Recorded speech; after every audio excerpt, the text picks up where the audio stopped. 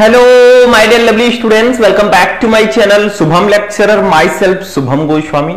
तो स्टूडेंट, आज का ये क्लास स्टार्ट करने से पहले मैं आपके लिए लेकर आया हूं दो लाइन कि परिंदों को मंजिल मिलती है यकीनन, ये फैले हुए उनके पर बोलते हैं और अक्सर खामोश रहते हैं ऐसे लोग जमाने में जिनके हुनर बोलते हैं।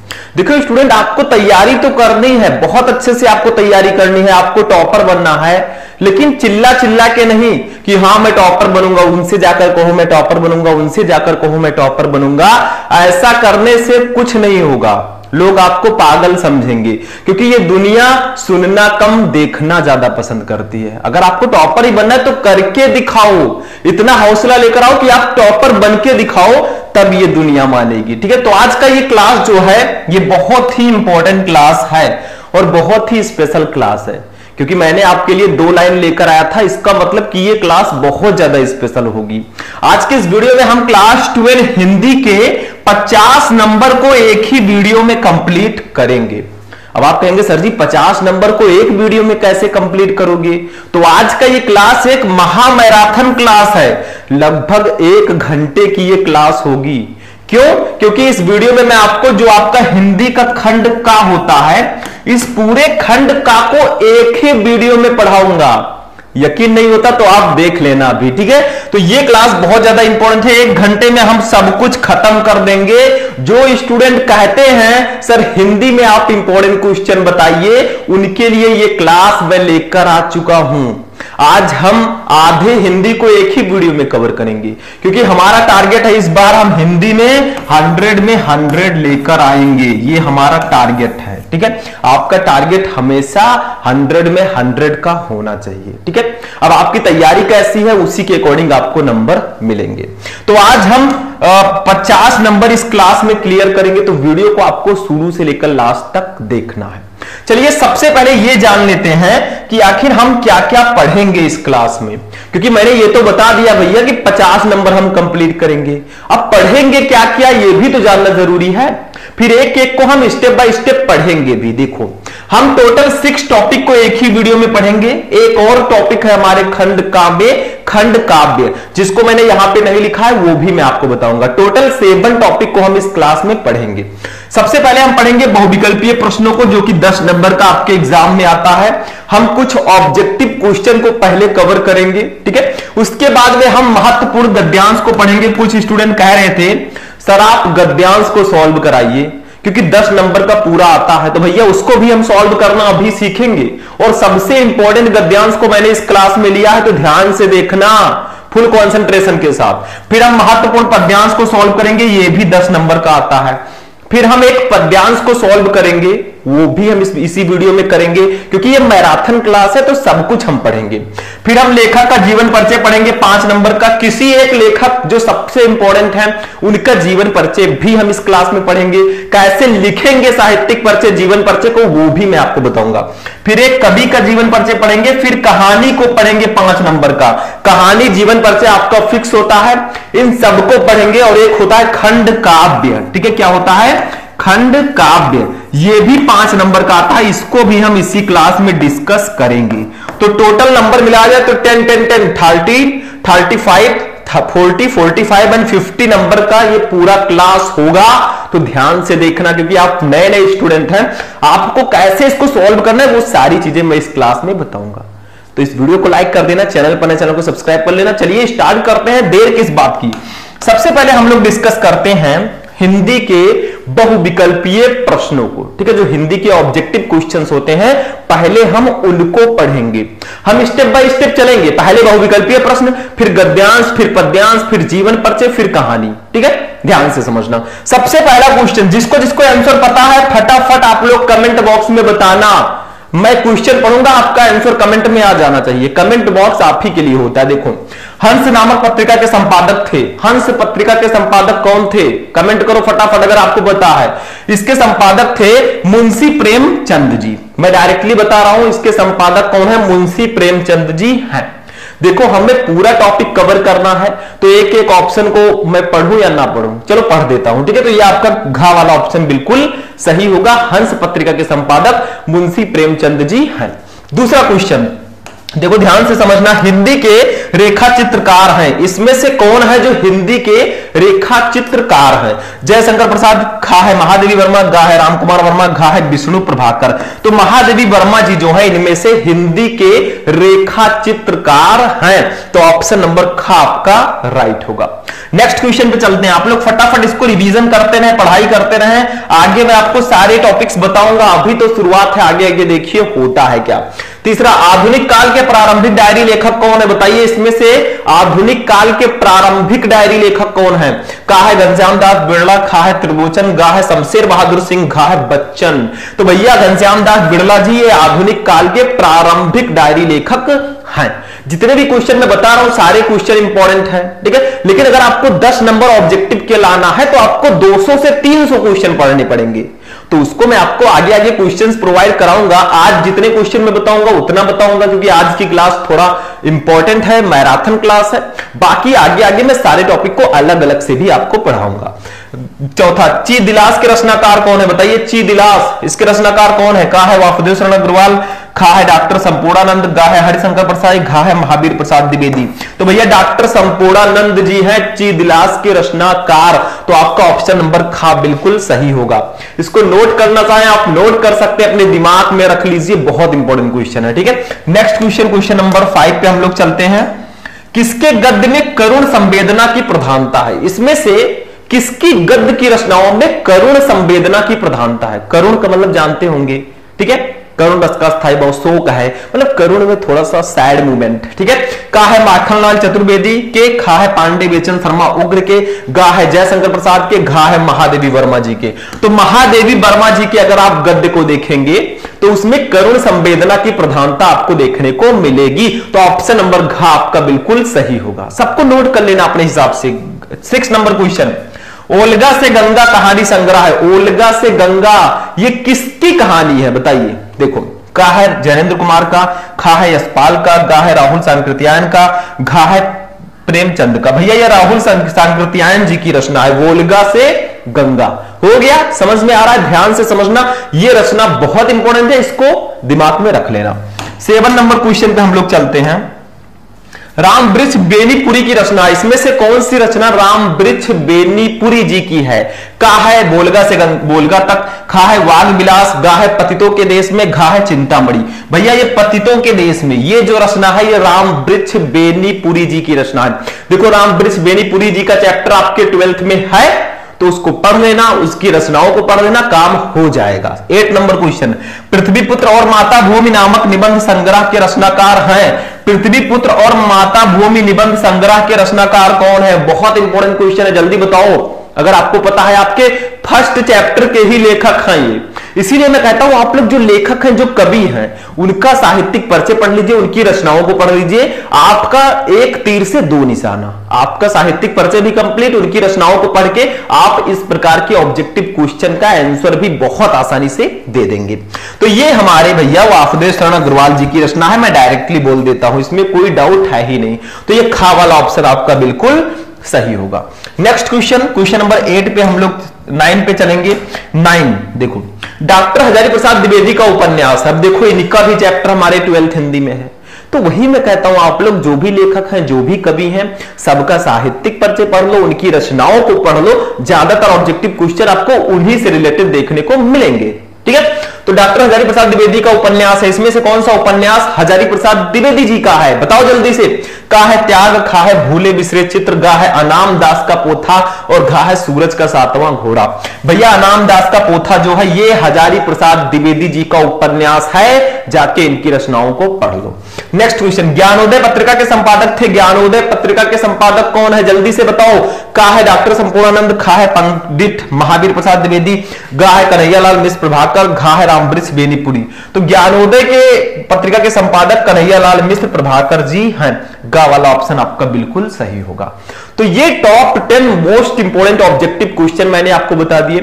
अब हम लोग इसके बाद पढ़ेंगे महत्वपूर्ण गद्यांश को। लेकिन आगे बढ़ने से पहले मैं एक क्वेश्चन आपसे करना चाहूंगा, उसका कमेंट बॉक्स में आप लोग आंसर देना। देखो मैं क्वेश्चन कर रहा हूं कि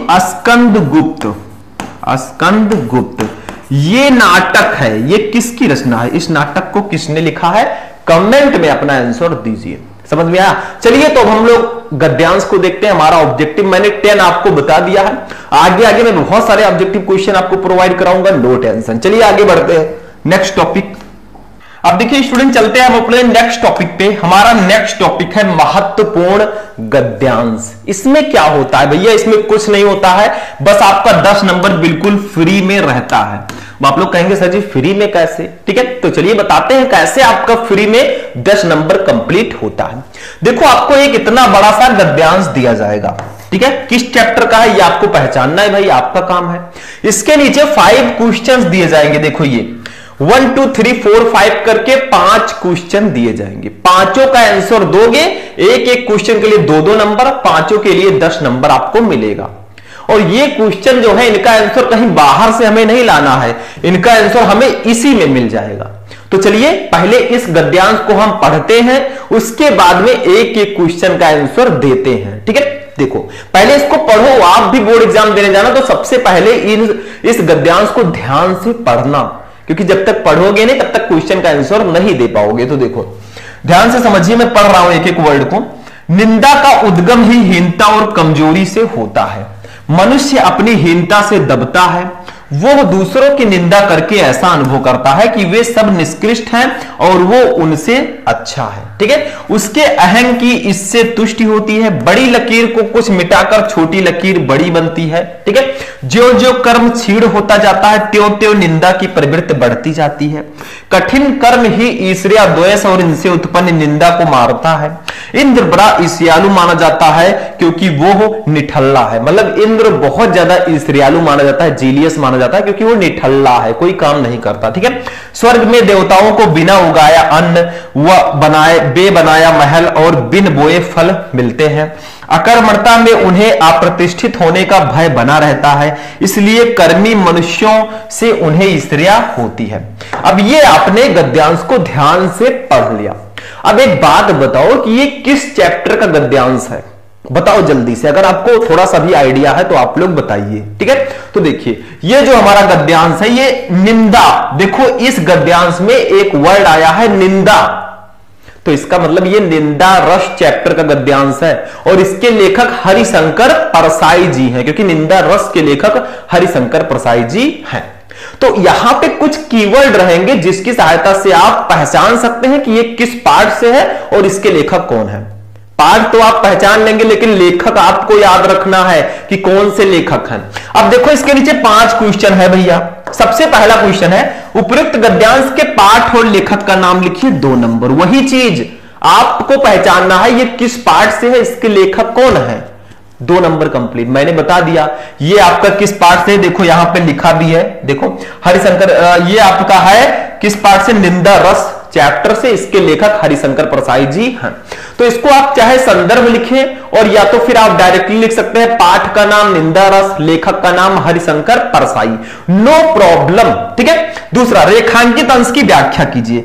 मतलब देखो भैया यहां पे देखो इस गद्यांश में यहां से लेकर यहां तक अगर आप देखेंगे तो इसके नीचे रेखाएं हैं। देखो ये लाइन है, इतने का अपने शब्दों में व्याख्या करना। आप लोग कहेंगे सर जी ये तो गद्यांश है, इसमें कैसी व्याख्या? देखो थोड़ा सा बना चढ़ा के अच्छे से आपको लिख देना है, आपको नंबर मिल जाएगा भैया। ऐसा नहीं है कि आप सेम टू सेम यही लिख दें, थोड़ा चेंज करके अच्छे से कुछ क्रिएटिव करो, तब आपको नंबर मिल जाएगा। ठीक है, आगे देखो तीसरा क्वेश्चन है निंदा का उद्गम कहां से होता है? तो देखो यहां से लिखा है, डायरेक्ट क्वेश्चन का आंसर है ये। देखो निंदा का उद्गम हीनता और कमजोरी से होता है। 2 नंबर आपका सीधा सीधा कंप्लीट। एक ही लाइन में आंसर लिखा है। क्वेश्चन था निंदा का उद्गम कहां से होता है, तो निंदा का उद्गम ही हीनता और कमजोरी से होता है, यही हमें लिख देना है। देखो आपका आंसर इसी में मिल रहा है। चौथा, निंदक व्यक्ति दूसरों की निंदा करके कैसा अनुभव करता है? तो निंदा करने वाला जो व्यक्ति होता है, देखो यहां पे लिखा है कहीं, ये देखिए, ये वह दूसरों की निंदा करके ऐसा अनुभव करता है कि वे सब निष्कृष्ट हैं और वो उनसे अच्छा है। देखो दूसरे, इस क्वेश्चन का भी आंसर हमें इसी में दिया गया है, तो कहीं बाहर से नहीं मंगाना है, जोमेटो से आंसर इसका, फ्लिपकार्ट, अमेजॉन से। आपको जो भी क्वेश्चन है उसका आंसर गद्यांश में ही मिलेगा। देखो सीधा सीधा लाइन में लिखा है। नेक्स्ट क्वेश्चन देखो क्या है भैया, इंद्र को ईर्ष्यालु क्यों माना जाता है? तो देखो यहां पे लिखा गया है इंद्र को ईर्ष्यालु क्यों माना जाता है, तो देखो ये इंद्र बड़ा ईश्वरियालु माना जाता है क्योंकि वो निठल्ला है, तो निठल्ला होने के कारण इंद्र को ईश्वरियालु माना जाता है। भैया गुस्सा मत होना, जो बुक में है वही मैं बता रहा हूं, ठीक है। ऐसा मत कहना कि हमारे देवी देवताओं का आप अपमान कर रहे हैं, ठीक है। तो ऐसा माना जाता है कि इंद्र जी बहुत ईश्वरियालु थे। तो ये आपका क्वेश्चन का आंसर हो गया। अब एक एक का आंसर हम लिखेंगे। सबसे पहले हम लोग लिखेंगे, देखो ध्यान से समझना, मैंने आपको आंसर ढूंढ कर भी बता दिया। देखो फर्स्ट क्वेश्चन है उपयुक्त गद्यांश के पाठ और लेखक का नाम लिखो, तो हम बिल्कुल लिखेंगे। देखो पहले आपको करना क्या है, ये जो आपका गद्यांश है ध्यान से समझना, ये जो गद्यांश है इसका जो फर्स्ट दो वर्ड है, जो लास्ट दो वर्ड है, इसको ऐसे लिख देना है डॉट डॉट करके। देखो ऐसे लिख देना है। देखो निंदा का डॉट डॉट डॉट डॉट करके होती है। मैंने क्यों लिखा, क्योंकि आपके एग्जाम में दो गद्यांश रहेंगे, दो में से एक करना होगा, क्वेश्चन तो उतारना नहीं है। अब एग्जामिनर को कैसे पता चलेगा आपने कौन सा किया है, तो ये लिखना जरूरी है, ठीक है। अब देखो सबसे पहले क्वेश्चन का हम लोग आंसर लिखेंगे कि उपयुक्त गद्यांश के पाठ और लेखक का नाम लिखो। तो हमने पढ़ा है हाई स्कूल में भी संदर्भ, संदर्भ में हम लोग पाठ का नाम और लेखक का नाम ही लिखते हैं। तो देखो संदर्भ हेडिंग डालेंगे। ऐसे भी आप डायरेक्टली लिख सकते हैं, पाठ का नाम निंदा रस, लेखक का नाम हरिशंकर प्रसाद, वो भी ठीक है, लेकिन ऐसे लिखो। देखो प्रस्तुत गद्यांश हमारी पाठ्य पुस्तक के गद्य भाग, देखो गद्य भाग जो है इसको ब्लैक पेन से लिखिएगा, ये ध्यान रखना, बाकी ये ब्लू से, में संकलित तथा हिंदी के सुविख्यात व्यंग्यकार श्री हरिशंकर परसाई, ये भी ब्लैक पेन से लिखना, जिसके नीचे मैं अंडरलाइन कर रहा हूं वो ब्लैक पेन से लिखना है, द्वारा लिखित निंदा रस, ये भी ब्लैक पेन से लिखना, शीर्षक निबंध से अवतरित है। देखो यहाँ पे लेखक का नाम और पाठ का नाम दोनों आ गया, संदर्भ हमारा हो गया, ठीक है। तो ऐसे लिखना, प्रस्तुत गद्यांश हमारी पाठ्य पुस्तक के गद्य भाग में संकलित तथा हिंदी के प्रसिद्ध व्यंग्यकार श्री हरिशंकर प्रसाद द्वारा लिखित निंदा रस शीर्षक निबंध से अवतरित है। आपका 2 नंबर कंप्लीट, संदर्भ हो गया। कोई दूसरा पाठ या लेखक है तो आप लेखक और पाठ के जगह पर दूसरा लिख देना। मान लीजिए अशोक के फूल से लिया गया तो आप लोग यहां पे लेखक का नाम बदल देना, हजारी प्रसाद द्विवेदी, और पाठ का नाम अशोक के फूल कर देना, ठीक है। तो 2 नंबर कंप्लीट हो गया, हमने पाठ का नाम और लेखक का नाम लिख दिया संदर्भ करके, ठीक है। दूसरा क्वेश्चन हमारा था कि रेखांकित अंश की व्याख्या कीजिए। मतलब इसका आपको व्याख्या करना है कि इंद्र बड़ा ईश्वरियालु माना जाता है क्योंकि वो निठल्ला है। स्वर्ग में देवताओं को बिना उगाया अन्न, बे बनाया महल और बिन बोए फल मिलते हैं। अकर्मणता में उन्हें अप्रतिष्ठित होने का भय बना रहता है, इसलिए कर्मी मनुष्यों से उन्हें ईर्ष्या होती है। अब इसका अपने भाषा में हम लिख देते हैं। देखो लिखेंगे रेखांकित अंश की व्याख्या, ऐसे हेडिंग डालेंगे और लिखेंगे। लेखक कहता है कि इंद्र को बड़ा ईश्वरियालु माना जाता है। देखो थोड़ा थोड़ा चेंज करके लिख दिया गया है, ठीक है। वो निठल्ला रहता है, उसे कुछ नहीं करना पड़ता, उसे खाने के लिए अन्न नहीं उगाना पड़ता, फल पाने के लिए पेड़ नहीं बोने पड़ते और रहने के लिए बना बनाया महल मिल जाता है। स्वर्ग में ये सभी चीजें स्वतः प्राप्त हो जाती हैं। ऐसे आपको थोड़ा सा चेंज करके लिख देना है अपनी भाषा में। देखते हैं और है, देखो और भी है। इन्हें प्राप्त करने के लिए कुछ भी श्रम नहीं करना पड़ता, खाली रहने के कारण उसे अपनी अप्रतिष्ठा का डर बना रहता है, इसलिए वो किसी तपस्वी को तपस्या करते देखकर, किसी कर्मठ व्यक्ति को श्रेष्ठ कर्म करते देखकर ही भयभीत हो जाता है कि कहीं ये अपनी कर्मठता से मेरे पद को न छीन ले, अतः वह उससे ईर्ष्या करने लगता है। मतलब कोई साधु संत, कोई बहुत कर्मी मनुष्य अगर तप कर रहा है, यज्ञ कर रहा है, तो वो जलता है देखकर कि कहीं ये बहुत ज्यादा मेहनत करके मेरे पद को ना छीन ले, ठीक है। तो ये आपका हो गया, थोड़ा चेंज करके आपको लिख देना है। 2 नंबर ये भी कंप्लीट हो गया, ठीक है। ये भी आपका 2 नंबर कंप्लीट।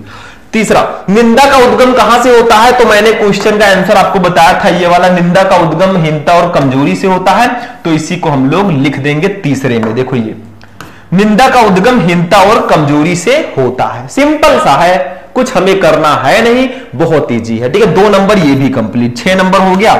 नेक्स्ट क्वेश्चन देखो क्या है, निंदक व्यक्ति दूसरों की निंदा करके कैसा अनुभव करता है? तो देखो यहां पे लिखा है निंदक दूसरों की निंदा करके ऐसा अनुभव करता है कि वे सब निष्कृष्ट हैं और वो उनसे अच्छा है, तो यही मैं लिख दूंगा यहां पे। देखो ये चौथा, निंदक व्यक्ति दूसरों की निंदा करके ऐसा अनुभव करता है कि वे सब निष्कृष्ट हैं और वो उनसे अच्छा है, बस हो गया, सिंपल सा है। 8 नंबर कंप्लीट। एक क्वेश्चन और है कि इंद्र को ईश्वरियालु क्यों माना जाता है? तो देखो इंद्र बड़ा ईश्वरियालु माना जाता है क्योंकि वो निठल्ला है। तो देखो मैं ऐसे लिख दूंगा थोड़ा चेंज करके कि निठल्ला होने के कारण इंद्र को ईश्वरियालु माना जाता है। भैया 10 नंबर कंप्लीट हमारा। ऐसे एग्जामिनर देगा, ले बेटा 10 में 10, इस पे तेरा ही हक है। तो हमारा गद्यांश भी कंप्लीट हो चुका है। राम राम। ठीक है, अब हम चलेंगे अपने नेक्स्ट टॉपिक की ओर, जिसका नाम है पद्यांश। ये भी गद्यांश की ही तरह होता है। तो चलिए उसको देखते हैं और आगे बढ़ते हैं। तो अब देखिए स्टूडेंट, हमारा जो नेक्स्ट टॉपिक है, इनका नाम है महत्वपूर्ण पद्यांश। ये भी 10 नंबर के आएंगे। प्रोसेस वही है, बस आपका होगा क्या, जैसे वहां पे गद्यांश दिया गया था, यहां पे हिंदी पद का एक दे दिया जाएगा आपको पद्यांश। ठीक है, ध्यान से समझना। और इसके नीचे भी रहेंगे 5 क्वेश्चन। ये देखो वही सेम प्रोसेस, और आपको नंबर फ्री में दे दिया जाएगा। ठीक है, तो और इसका आंसर भी मैंने यहां पे लिख रखा है, आपको कुछ नहीं करना है। ठीक है, अब देखते हैं। ठीक, चलिए आगे देखते हैं। नेक्स्ट ये देखिए, इसको समझते हैं पहले। महत्वपूर्ण पद्यांश, इसको थोड़ा सा पढ़ लेते हैं। देखो, तदंतर बैठी सभा उटज के आगे, नीले बितान के तले दीप बहु जागे, टकटकी लगाए नयन सुरों के थे वे, परिणामोत्सुक उन भया तुरु के थे वे, उत्फुल्ल करौंजी कुंज वायु रह रहकर, करती थी सबको पुलक पूर्ण मह मह कर, वह चंद्रलोक था कहां चांदनी वैसी, प्रभु बोले गिरा गंभीर निर्निध जैसी। ये किस चैप्टर का है, थोड़ा सा आप लोगों को मैं बता देता हूं। ये आपका है, देखो लिखा हुआ है यहां पे, ये हमारे मैथिली शरण गुप्त जी की रचना है और कैकेयी का अनुताप चैप्टर से लिया गया है। मतलब ये हमारा कैकेयी का अनुताप चैप्टर है, उससे ये लिया गया, और इसके कवि है मैथिली शरण गुप्त जी। होता क्या है, जब श्री राम जी को 14 वर्ष का वनवास होता है, तो उसमें कैकेयी जी का बहुत बड़ा हाथ होता है। ठीक है, अब कैकेयी जी जब श्री राम का वनवास हो जाता है, कुछ दिन बीत जाते हैं, तो कैकेयी जी को बहुत पश्चाताप होता है। उसी पर चैप्टर है कैकेयी का अनुताप। ठीक है, और होता क्या है, यहाँ पे श्री राम जी से मिलने भरत और अयोध्यावासी जो है वो मधुबन गए हुए हैं। ठीक है, चित्रकूट गए हुए हैं, तो वही चीज है। देखो लिखा हुआ है, मैं थोड़ा सा पढ़ के आपको सुनाता हूं, जितना मैं आपको बता सकता हूं उतना मैं बताऊंगा। ठीक है, देखो तदंतर का मतलब होता है के पश्चात या के बाद। ठीक है, बैठी हुई है सभा, सभा उटज, कुटिया, उटज का मतलब होता है कुटिया के आगे, यानी कि कुटिया के आगे, यानी कि भरत जी और अयोध्या के वासी जो है श्री राम जी से मिलने मधुबन गए हुए हैं। ठीक है, मधुबन नहीं होगा शायद, यहां पे हाँ चित्रकूट होगा या फिर पंचवटी होगा। ठीक है, पंचवटी गए हुए हैं। तो होता क्या है, तदंतर बैठी सभा उटज के आगे, मतलब वहां पे श्री राम जी के कुटिया के सामने एक सभा बैठी हुई है। उस सभा में हमारे भरत जी हैं और अयोध्या वासी हैं, ताकि वो श्री राम जी को घर पे लेके जा सकें, क्योंकि 14 वर्ष का वनवास हुआ था श्री राम जी को, तो वो घर ले जाने के लिए आए हैं। ठीक है, तो तदंतर बैठी सभा उटज के आगे, यानी कि भरत जी और अयोध्या वासी श्री राम जी की कुटिया के सामने बैठे हुए हैं। और बैठे हुए तो कैसा लग रहा है, ठीक है, देखो नीले बितान, नीले का मतलब होता है नीले, बितान का मतलब होता है मंडप। ठीक है, मंडप के तले, तले का मतलब नीचे, दीप, दीपक बहु जागे, बहुत सारे, बहु का मतलब बहुत सारे, जागे जगमगा रहे हैं।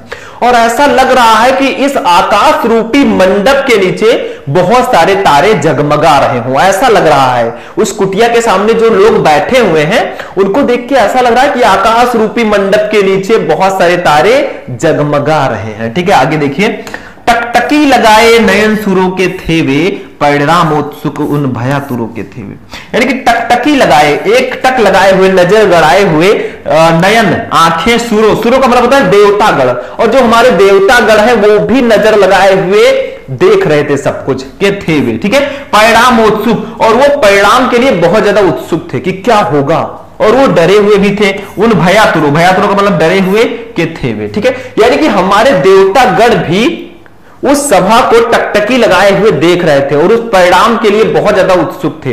उन्हें डर था कि कहीं कुछ ऐसा वैसा ना हो जाए, श्री राम जी कुछ बोल न दें। ठीक है, लेकिन श्री राम जी तो श्री राम जी हैं। ठीक है, तो ये आपका है कि टकटकी लगाए नयन सुरों के थे वे, परिणाम उत्सुक उन भयातुर के थे वे। ठीक है, तो जो हमारे देवतागण जी जो हैं वो भी टकटकी लगाए हुए उस सभा को देख रहे थे अपनी आंखों से, और थोड़ा बहुत डरे हुए भी थे कि कहीं कोई उल्टा रिएक्शन ना हो जाए। ठीक है, आगे देखिए, उत्फुल्ल करौंदी कुंज, उत्फुल्ल मतलब प्रसन्न कर रही थी, करौंदी कुंज, करौंदी कुंज का मतलब होता है जो करौंदे का बगीचा होता है। देखो करौंदे के जो वृक्ष होते हैं उसमें पुष्प होते हैं, ठीक है।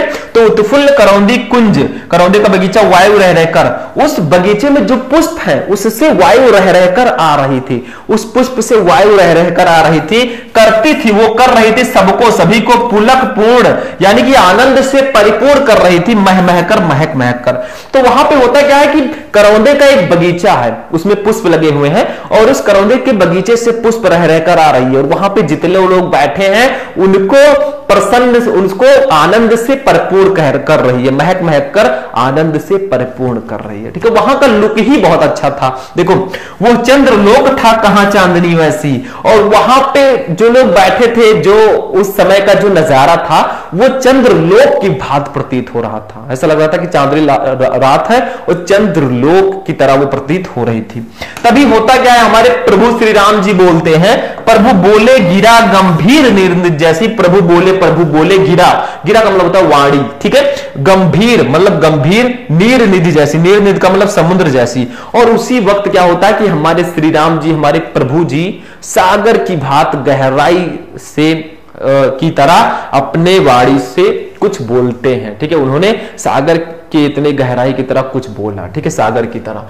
तो ये आपका पद्यांश हो जाएगा। मतलब हमारे भरत जी जो हैं वो श्री राम जी को लेने गए हुए थे और कैकेयी जी अनुताप कर रहे हैं, उसी चैप्टर का ये है। अब इसके नीचे 5 क्वेश्चन है। देखो, उपयुक्त पद्यांश के शीर्षक और कवि का नाम लिखिए। तो भैया शीर्षक का नाम है कैकेयी का अनुताप और कवि का नाम है मैथिली शरण गुप्त जी, ठीक है। रेखांकित अंश की व्याख्या कीजिए, इसका आपको व्याख्या करना है। वह चंद्रलोक था कहां चांदनी वैसी, प्रभु बोले गिरा गंभीर निर्निध जैसी। प्रभु सागर सदृश गंभीर स्वर में बोलते हैं, ठीक है। आगे देखिए तीसरा, भरत किसे लेने चित्रकूट गए हुए थे भैया? तो भरत श्री राम जी को लेने चित्रकूट गए हुए थे। इतना आपको सिर्फ लिख देना है, 2 नंबर कंप्लीट। चौथा, अयोध्या का राज्य किसे मिला था? तो देखो राम जी नहीं थे तो अयोध्या का राज्य भरत को मिला था, क्योंकि पहले कैकेयी भी चाहती थी कि श्री राम जी को राज्य न मिले, भरत को मिले, ठीक है, तो उन्हीं को मिला था। 5वां, प्रभु बोले गिरा गंभीर निर्निधि जैसी, इस पंक्ति में कौन सा अलंकार है? तो इसमें भैया 2 अलंकार हैं, उपमा और अनुप्रास, दोनों अलंकार हैं। अब एक एक का आंसर लिखेंगे। सबसे पहले उपयुक्त पद्यांश के शीर्षक और कवि का नाम लिखेंगे। तो ऐसे यहां पे देखो, वैसे ही हमें भी लिखना है जैसे गद्यांश में हमने किया था, तदंतर डॉट डॉट करके नीर निधि जैसी, ऐसे कर देना। देखो ये तदंतर और डॉट डॉट करके नीर निधि जैसी, ताकि एग्जामिनर को पता चल सके कि हमने यही वाला पद्यांश सॉल्व किया है। अब देखो सबसे पहले संदर्भ लिखेंगे, वही सेम प्रोसेस। देखो, प्रस्तुत पद्यांश श्री मैथिली शरण गुप्त, ये ब्लैक से लिखिएगा, द्वारा रचित साकेत, ये भी ब्लैक से लिखिएगा, महाकाव्य से हमारी पाठ्य पुस्तक के पद्य भाग में संकलित कैकेयी का अनुताप शीर्षक काव्यांश से अवतरित है।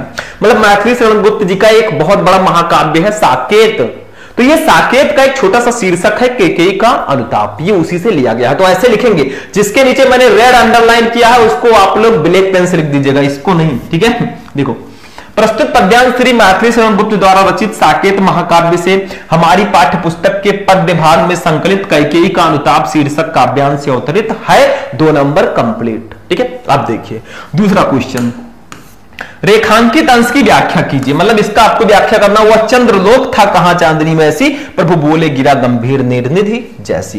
तो देखो हम लोग करेंगे ये रेखांकित अंश की व्याख्या, हेडिंग डालेंगे, लिखेंगे अपनी तरह से। देखो आपको अगर पद्यांश को सॉल्व करना है भैया तो हिंदी मीनिंग उसका पढ़ना ही होगा, ठीक है। देखो, पंचवटी में तारों से परिपूर्ण चांदनी रात्रि में सभा हो रही थी। उस सभा में अयोध्या से भरत के साथ आए हुए सभी लोग शांति से बैठे हुए थे।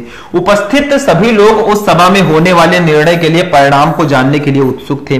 उस सभा के मौन को तोड़ते हुए राम ने भरत को संबोधित करते हुए कहा कि हे भरत, अब तुम अपनी इच्छा बताओ। राम के द्वारा अत्यधिक गंभीर वाणी में बोलने से सभा को ऐसा प्रतीत हुआ कि समुद्र का जल गंभीर गर्जन कर रहा है, ठीक है, ये वैसा प्रतीत हुआ।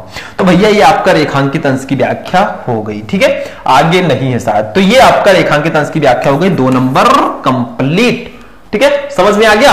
आगे बढ़ते हैं, नेक्स्ट क्वेश्चन, भरत किसे लेने चित्रकूट गए हुए थे? तो सीधा सीधा लिख दो तीसरा। अब एक एक लाइन का आंसर है, भरत राम को लेने चित्रकूट गए हुए थे, हमारे श्री राम जी को लेने चित्रकूट गए हुए थे, ठीक है।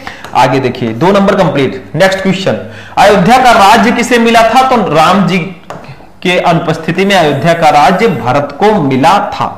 नेक्स्ट क्वेश्चन देखो, बस एक एक लाइन का आंसर है। प्रभु बोले गिरा गंभीर निर्नित जैसी पंक्ति में कौन से अलंकार है? तो इसमें हमारा अलंकार उपमा और अनुप्रास है। देखो 2-2 नंबर ये समझ लो फ्री के थे, ठीक है। तो 6 ये और 4 वो 10 नंबर आपको इसके लिए भी मिलेगा। तो भैया कुछ होता नहीं है, आपको सिर्फ समझना है, आपकी अंडरस्टैंडिंग कैसी है उसके अकॉर्डिंग आपको तैयारी करनी है। तो देखो मैं आपको अभी टॉपिक फिनिश नहीं हुआ, अभी तो हमने 30 नंबर कंप्लीट किया है। अभी जीवन परिचय है, लेखक और कवि का कहानी है, सब कुछ हम जानेंगे। चलिए आगे बढ़ते हैं नेक्स्ट टॉपिक पे। समझ में आ रहा हो तो वीडियो को लाइक करते हुए चलना, ऐसी क्लासेस में आपको देता रहूंगा नॉन स्टॉप। चलिए नेक्स्ट टॉपिक देखते हैं। अब देखिए स्टूडेंट, हमारा नेक्स्ट टॉपिक है जो इनका नाम है जीवन परिचय। देखो आज के इस क्लास में मैंने लिया है हरिशंकर परसाई जी का जीवन परिचय, 5 नंबर का आएगा। साहित्यिक परिचय, जीवन परिचय, इनकी रचनाओं को। अब आप लोग कहेंगे सर जी वासुदेव शरण अग्रवाल जी हैं, हजारी प्रसाद द्विवेदी जी हैं, उनको छोड़ के आपने इनका क्यों लिया? देखो उनका मैं आपको ऑलरेडी पढ़ा चुका हूं, आप लोग यूट्यूब पे सर्च करना वासुदेव शरण अग्रवाल का जीवन परिचय शुभम लेक्चर, आपको क्लास मिल जाएगा, ढूंढोगे तो मिल जाएगा। और हजारी प्रसाद द्विवेदी जी का जीवन परिचय शुभम लेक्चर, वो भी मिल जाएंगे। तो आज कुछ अलग करते हैं ना, बार बार एक ही चीज पढ़ने से क्या फायदा? तो देखो सबसे पहले बहुत सारे स्टूडेंट कंफ्यूज रहते हैं, सर जीवन परिचय क्या होता है, साहित्यिक परिचय क्या होता है, उनकी रचनाएं क्या होती हैं। देखो आपके हिंदी के पेपर में ऐसा आएगा कि निम्नलिखित में से किसी एक लेखक का साहित्यिक परिचय देते हुए उनकी रचनाओं को लिखो, लेकिन हमें छोटा सा जीवन परिचय लिखना है, फिर साहित्यिक परिचय, फिर रचनाओं को लिखना है। तो जैसा मैं बता रहा हूं ऐसा ही आपको लिखना है। देखो सबसे पहले जीवन परिचय एक हेडिंग डालेंगे, इसमें कुछ ज्यादा नहीं लिखना है, इनका जन्म, जन्म स्थान, मृत्यु, यही सब लिखना है। देखो श्री हरिशंकर परसाई जी का जन्म मध्य प्रदेश में इटारसी के निकट जमानी नामक स्थान पर 22 अगस्त 1924 ईस्वी को हुआ था। यह लाइन सबसे ज्यादा इंपॉर्टेंट है। जीवन परिचय में मैंने बताया कुछ खास नहीं लिखना होता है, थोड़ा बहुत लिखना है, बाकी नहीं। ठीक है, आगे देखो। आरंभ से लेकर स्नातक स्तर तक इनकी शिक्षा मध्य प्रदेश में हुई, मतलब स्टार्टिंग से लेकर ग्रेजुएशन तक जो इनकी शिक्षा है वो एमपी यानी कि मध्य प्रदेश में हुई। फिर 10 अगस्त 1995 ईस्वी को जबलपुर में इनका देहावसान हो गया और 10 अगस्त 1995 ईस्वी को इनका देहांत हो गया। बस इतना सा लिख देना, छोटा सा, कुछ ज्यादा नहीं लिखना है। अगर 1-2 लाइन आप और बढ़ाना चाहे तो बढ़ा सकते हैं, ठीक है, थोड़ी शिक्षा उच्छा और भी बताना चाहे तो यहां पे लिख सकते हैं, बट इससे हमें बहुत ज्यादा इफेक्ट नहीं है। हमारा मेन जो टारगेट है वो साहित्यिक परिचय होता है, क्योंकि साहित्यिक परिचय मेनली आता है। साहित्यिक परिचय में क्या लिखना होता है, इनका हिंदी साहित्य में कैसा परिचय है। तो देखो साहित्यिक परिचय, परसाई जी हिंदी व्यंग्य के आधार स्तंभ थे। इन्होंने हिंदी व्यंग्य को नई शिक्षा प्रदान की है और अपनी रचनाओं में व्यक्ति और समाज की विसंगतियों पर से पर्दा हटाया है। विकलांग श्रद्धा का दौर ग्रंथ पर इन्हें हिंदी साहित्य अकादमी पुरस्कार प्राप्त हुआ। इसके अतिरिक्त उत्तर प्रदेश हिंदी साहित्य संस्थान तथा मध्य प्रदेश कला परिषद द्वारा भी इन्हें सम्मानित किया गया। तो ये आपको इनका साहित्यिक परिचय लिखना है। अगर 2-4 लाइन और आप लिख सके तो आप लिख सकते हैं, लेकिन 80 शब्दों में आपको लिखना होता है, तो बहुत बड़ा भी मत कीजिएगा, बहुत छोटा भी नहीं लिखना है आपको। ठीक है, देखते हैं आगे भी है या नहीं है, थोड़ा सा और है। इन्होंने कथाकार, उपन्यासकार, निबंधकार तथा संपादक के रूप में हिंदी साहित्य की महान सेवा की। मतलब ये थे क्या, इनको कौन सा पुरस्कार मिला, किस प्रकार की रचनाएं करते थे, ये इनका परिचय है और इसको आपको साहित्यिक परिचय में लिखना होता है। रचनाओं में देखते हैं परसाई जी की रचनाएं, हेडिंग डालना परसाई जी अपनी कहानियों, उपन्यासों तथा निबंधों में व्यक्ति और समाज की कमजोरियों, विसंगतियों और आडंबर युक्त जीवन पर गहरी चोट करते हैं। इनकी प्रमुख रचनाएं निम्न है, तो आपको हेडिंग डाल डाल के लिखना, जैसे कहानी संग्रह हंसते हैं रोते हैं जैसे उनके दिन फिरे। ठीक है, उपन्यास में रानी नागफनी की कहानी तट की खोज, ये इनकी उपन्यास रचना है।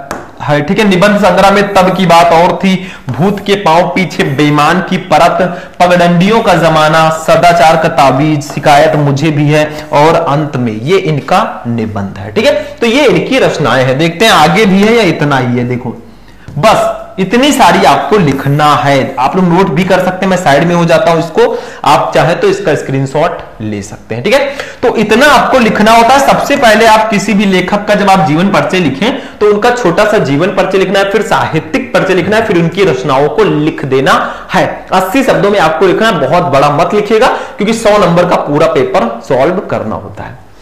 कवि में हमने लिया है जयशंकर प्रसाद जी को, काफी इंपॉर्टेंट है, 5 नंबर आपको दिला के जाएंगे, हाई स्कूल से ही आपके साथ है और इंटर में भी आ गए हैं, ठीक है।